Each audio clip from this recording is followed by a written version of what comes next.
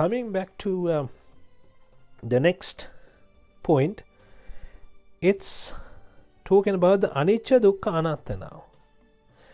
Anicca they have explained as aniccang kayattena, dukkhang bayattena, and anattang asara kattenati.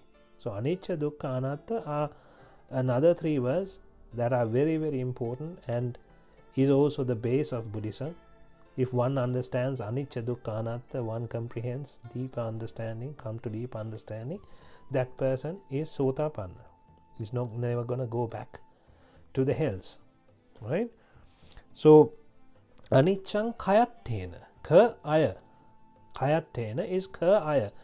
You have to see that in that manner as well. When you go behind asada, ka aya, ka is the downside, or the towards the hells, or down. It's pulling you down. It's not pushing you front, or it's pulling you backwards. Ka aya means it's pulling you backwards, or it's pulling you down, right? Coming back, so aniccang kayattena, ka aya. So anicca in this is the way you need to understand anicca another way, right? It's not one way. When we say anicca, it had been explained in so many ways, right? So that is also one way.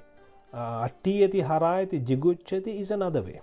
So it's actually it's three other ways, right? So this is also aniccang kayattena, dukkham bayattena, bha aya. So bayattena means dukkha. Dukkha you have to see in a, you have to be scared of this. Why you have to be scared of is not in, oh my God, I am scared. It's not that way. But by going behind these,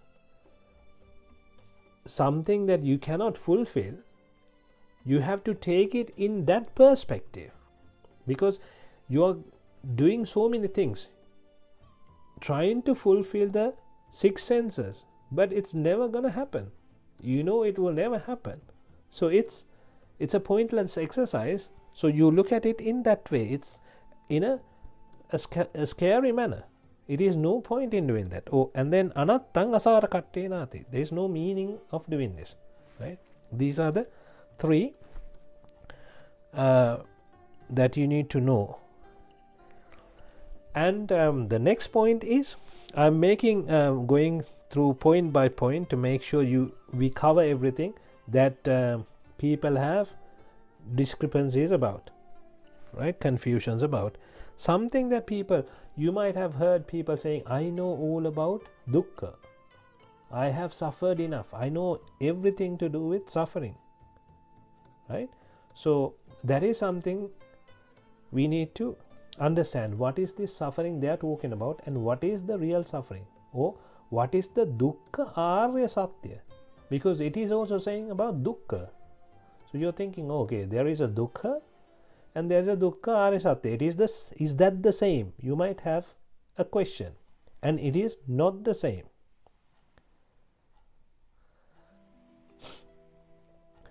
Right? Coming back to the suffering. So people say, I know I have suffered enough in my life. I know how suffering is. I know I have faced suffering and I understand suffering. And that is not understanding suffering. There are two aspects of suffering. When you say suffering or dukkha, I'm talking about dukkha, right? There is a dukkha to do with dukhe dukkha, and there is a dukkha to do with sape dukkha. In terms of asa, the pleasure, there is a dukkha. In terms of suffering itself or pain, there is a dukkha on that as well. The pain or the suffering or the dukhe dukkha, anyone can understand. You don't have to become intelligent. You don't need to become a human to understand dukhe dukkha. If you hit a dog, or if you take something to hit even an animal, they will understand the pain.